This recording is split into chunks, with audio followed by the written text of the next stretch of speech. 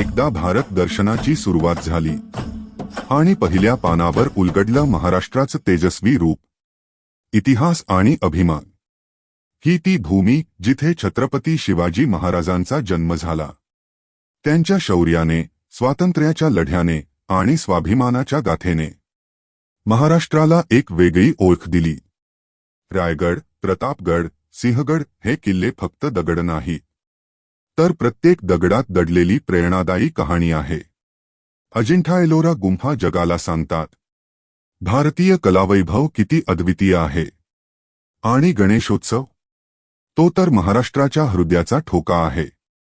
भावनांचा अथांग समुद्र, निसर्ग आणि भूगोल, सह्याद्रीच्या हिरव्या रांगा जणू निसर्गाची कविताच। कोकणचा निळा समुद्र, गणपतीपुळे, अलिबाग, तरकर्ली, प्रत्येक किनारा जणू स्वप्नवत। विदर्भ आणि मराठवाडा, कापसाची शेती, दाट जंगलं आणि जैवविविधतेचं वैभव।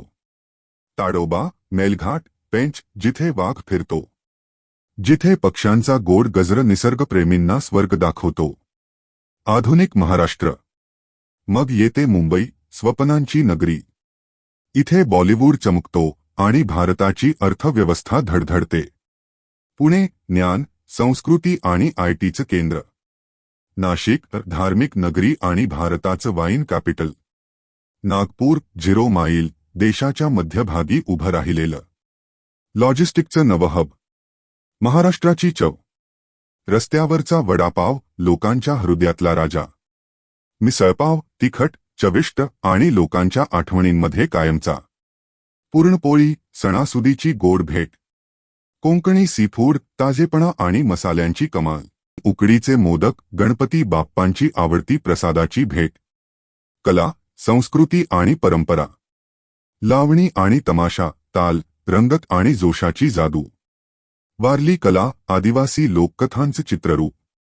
पैठणी साडी, नाजूक, पारंपरिक, जगभर प्रसिद्ध। पवाडा, शौर्यकथा सांगणारं भावस्पर्शी गायन। महाराष्ट्राची वैशिष्ट्ये, इतिहास, संस्कृती आणि आधुनिकतेचं अद्वितीय मिश्रण। किल्ल्यांपासून फिल्मसिटीकडे, समुद्रकिनाऱ्यांपासून उद्योगांच्या उंच इमारतींपर्यंत महाराष्ट्र विविधतेचं प्रतीक आहे। येथे जन्मले स्वातंत्र्य सैनिक, कलाकार, उद्योगपती, वैज्ञानिक आणि महान खेळाडू। हीच ती भूमी, शिवछत्रपतींची शौर्यगाथा, सह्याद्रीची हाक आणि स्वप्नांना उंच भरारी देणारा प्रदेश। भारत दर्शनचा पहिला अध्याय इथेच संपतो। पुढील भागात भेटूया एका नव्या राज्याच्या नव्या कहाणीबरोबर।